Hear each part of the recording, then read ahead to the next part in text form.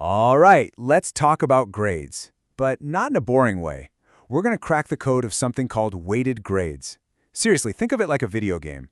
Some quests are worth way more points than others. If you know which quests to focus on, you win. So let's dive in. Okay, so let me ask you a quick question. Which one do you think matters more for your final grade?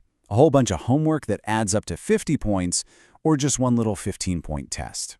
I mean, 50 is a way bigger number than 15, so the answer seems pretty obvious, right? Well, you might want to buckle up, because the answer is probably not what you think. In the weird world of weighted grades, that tiny 15-point test could actually be the most important thing you do all quarter. Stick with me for a minute, and I'll show you exactly how that's possible. To get this, we've got to pull back the curtain a little bit and see how your grade is really calculated. It's not just about adding up all the points you get. Nope, there's a system behind it all, and once you understand the rules of the game, you can totally start winning. The secret is this thing called a weighted grade. It's just a fancy way of saying that different kinds of schoolwork have different levels of importance or weight. The big takeaway here, not all points are created equal. Some points are just, well, they're heavier. They count for more. So, check this out. In a lot of classes, this is how it breaks down. Assessments, that's your tests and big quizzes, they make up a massive 80% of your grade. And all that daily work and homework, just 20%. That means every single point you get on a test is literally 4 times more powerful than a point you get on homework. Crazy, right? So how does the gradebook actually figure all this out? It sounds complicated, but it's really just 2 simple steps. First, it finds your average percentage for each category, like what's your average on all your homework and what's your average on all your tests. Then, it just multiplies each of those averages by how much the category is worth. That's it. Let's see what that actually looks like. You know, the best way to make this crystal clear is to follow the story of 2 different students. We'll call them Student A and Student B. They both put in the effort, but they have totally different game plans. And you're about to see, they get totally different results. All right, so let's meet our 2 students. First up is Student A, who we'll call the finisher. Their number 1 goal is just to get everything done and get 100 on it. Check the box, turn it in, move on. Then you have Student B, the learner.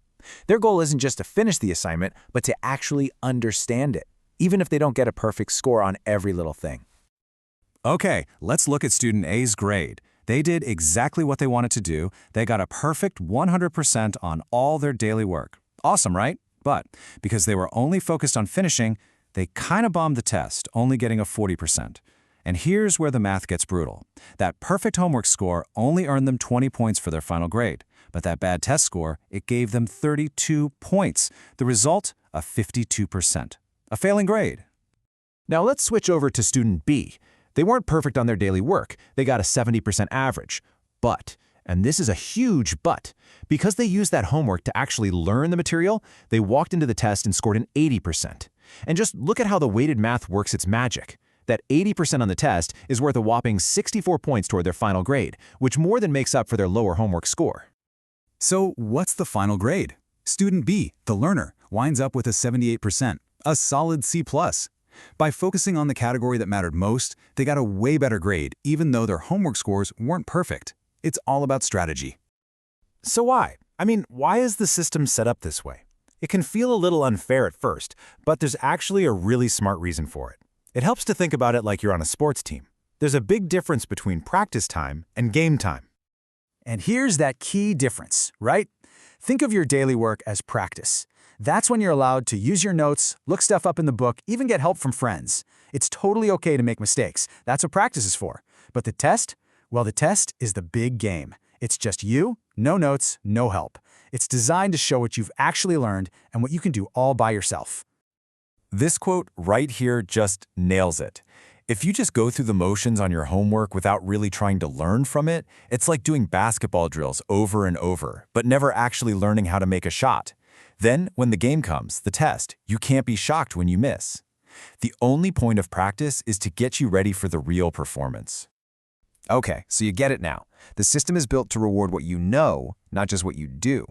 So, what's the game plan? How do you become that smart student who knows how to work the system? Let's break down the playbook. This right here is the single most important idea to take away from all of this. You've got to stop thinking about homework as a way to get points to pull your grade up. That's not its main job. The real purpose of daily work is to get you ready, to let you practice, to let you learn, so that you can boost your test score. Because as we've seen, the test score is what really drives your final grade. So what does that look like day to day? Here is your action plan. It's simple. First, actually try on your daily work. Don't just copy or rush to get it done. Second, look at the feedback your teacher gives you. It's like a coach giving you tips. Third, go back and fix your mistakes. That's where you learn the most. And finally, if you don't get something, ask questions. That is literally what practice time is for. So, I'll leave you with this one question to think about.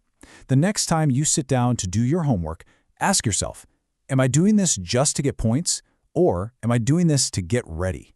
Because the answer to that question will change everything. Thanks for watching.